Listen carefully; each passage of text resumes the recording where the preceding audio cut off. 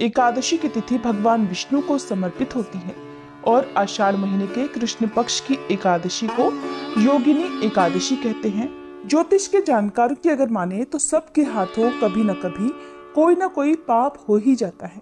कुछ पाप इंसान जानबूझकर करता है तो कुछ उससे अनजाने में हो जाते हैं, लेकिन हर पाप का दंड इंसान को भुगतना ही पड़ता है।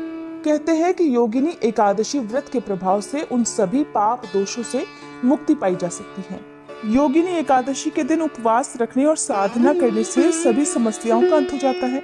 यहाँ तक कि पीपल का पेड़ काटने का पाप भी इस एकादशी का व्रत करने से नष्ट हो जाता है।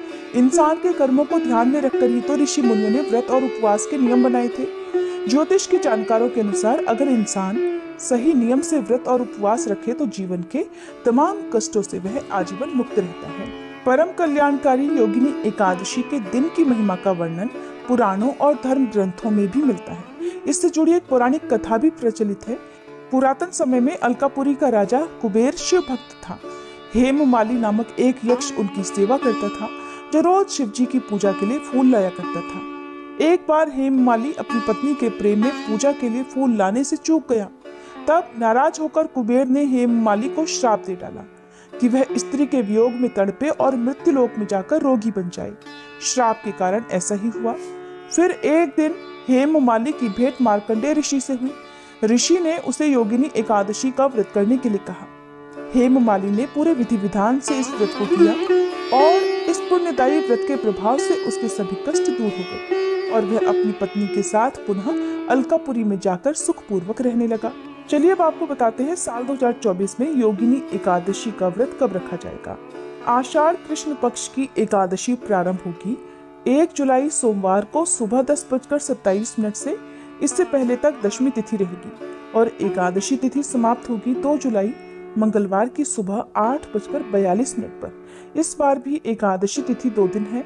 ऐसे में आपके मन में अब ये प्रश्न भी होगा कि व्रत किस तिथि को रखना ज्यादा सही रहेगा।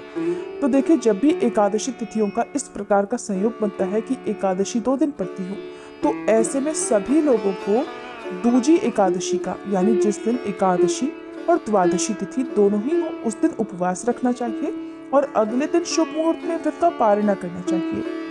लेकिन कुछ लोग दूसरों से सुनकर जिस दिन एकादशी लगती है उसी दिन से व्रत रखना प्रारंभ कर देते हैं और अगले दिन व्रत पारण मुहूर्त ना होते हुए भी व्रत का पारण कर लेते हैं, जिससे आपको दोष भी लग सकता है। इसलिए हमेशा आपको तिथि और शुभ मुहूर्त की जानकारी होनी चाहिए। इसलिए इस बार 2 जुलाई मंगलवार को ही योगिनी एकादशी का व्रत रखा जाएगा।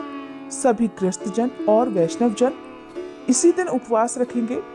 अगर आप 1 जुलाई को व्रत रखने की सोच रहे हैं तो आपको बता दें कि 2 जुलाई को मंगलवार के दिन सुबह से लेकर 1:30 बजे तक हरिवासर का समय रहेगा और इस समय व्रत नहीं खोला जा सकता। अगर आपने व्रत रख भी लिया है तो फिर आपको दोपहर 1:30 बजे से 3 बजे के बीच में मंगलवार के दिन व्रत का पारण करना होगा। ऐसे में एकादशी का व्रत बहुत अधिक समय का हो जाएगा। इसलिए सभी लोगों को मंगलवार के दिन व्रत रखकर बुधवार के दिन शुभ मुहूर्त में व्रत का पारण करना चाहिए।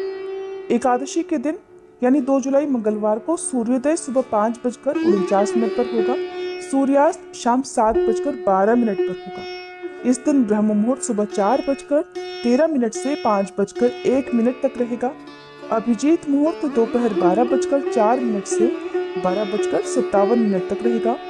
अमृत काल सुबह 2:20 से 3:53 तक रहेगा और राहु काल दोपहर 3 बजे से 4:30 बजे तक रहेगा।